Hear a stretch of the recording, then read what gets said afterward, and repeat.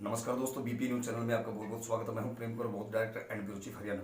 साथियों, जैसे कि हम आपको पिछले पौने 2 महीने से लगभग दिखा रहे हैं, एक एक गांव में जाकर के मेवात में, जिला पलवल में, गुरुग्राम में, एक एक गांव में जाकर के जो विकास पे हम चर्चा कर रहे हैं, सरपंच को सरकार की तरफ से, प्रशासन की तरफ से किस प्रकार का सहयोग मिला और गांव में कितना विकास हुआ है। तो आज हम पहुंचे हैं सोहना विधानसभा के खंड तावड़ू के अंतर्गत गांव झामवास में, और यहाँ पर जो सरपंच साहिबा है वो है मिसेज लीला देवी जी। और लीला देवी जी एक एजुकेटेड सरपंच है, पढ़ी लिखी शिक्षित महिला है। इन्होंने गांव में कितना विकास किया है ये हम आज जानना चाहेंगे। सरपंच साहब कैसे हैं? बस जी ठीक है। लीला जी, सबसे पहले तो मैं बीपीएन चैनल की तरफ से आप लोगों को, पूरे परिवार को, आप लोग करवा चौथ तो चली गई, चलो कोई बात नहीं है, करवा चौथ, दीपावली, भैया दूज और गोवर्धन पूजा की मुबारकबाद देता हूं। और आप हमारे चैनल से जुड़े इसके लिए आपको बहुत बहुत धन्यवाद करते हैं। तो सरपंच साहब, कैसी योजना रही आपकी? बहुत अच्छी योजना रही है हमारी। तो कितनी क्या कुछ ग्रांट मिली आपको? आपने उसमें 60-70 लाख के आसपास ग्रांट 60-70 लाख के लगभग। तो मैडम, आपने क्या क्या विकास कार्य करवाए इसमें? हमने रास्ते वगैरह बनवाए थे, गांव में पाइपलाइन बिछाई है जी एससी मोहल्ले में, नाला बनवाया, पानी का जो ड्रेन होता है। अच्छा, ऐसी मोहल्ले में नाले का निर्माण करवाया हाँ जी। जी।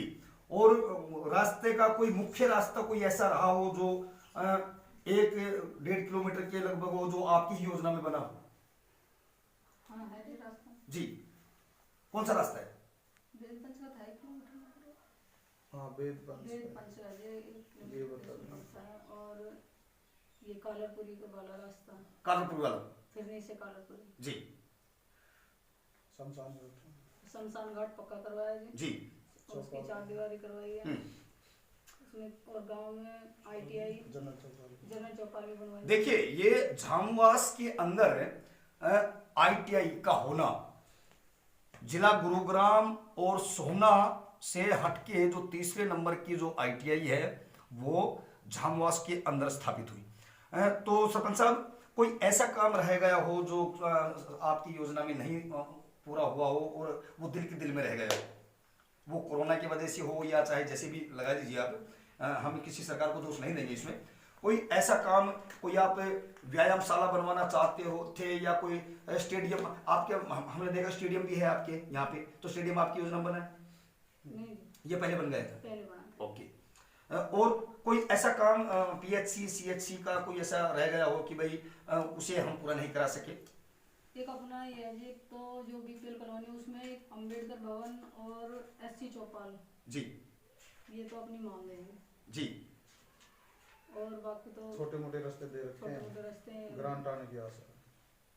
तो देखिए, सरपंच साहिब ने बताया कि एक एससी चौपाल, अनुसूचित जाति की जो चौपाल है, एक उसके लिए हमने रिकमेंडेशन दे रखा है सरकार बीपीएल को, कॉलोनी में। बीपीएल कॉलोनी के लिए।